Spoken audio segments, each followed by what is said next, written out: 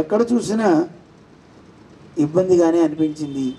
అలా నేను సంచరిస్తూ యమునా నదీ తీరానికి వెళ్ళా, బృందావనం. అక్కడికి వెళ్ళేసరికి నాకు ఒక ఘట్టం కనపడింది.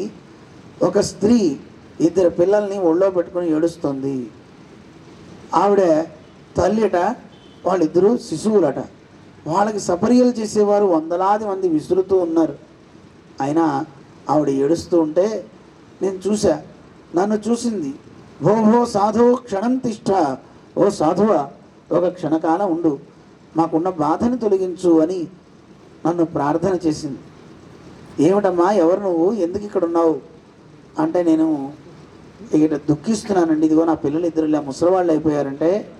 అమ్మ, లోకంలో ఎక్కడైనా తల్లి యవ్వనవతిగా ఉండి పిల్లలు ఇలా ముసలివాళ్ళు అవుతారా? అవుతారండి. వాళ్ళు నిజానికి యవ్వనంలో ఉన్నవాళ్లే. మేము 3 యవ్వనంలో ఉన్నాం, కానీ మాకు ముసలితనం ప్రాప్తించింది. ఎందుకు? కలి ప్రభావం చేత.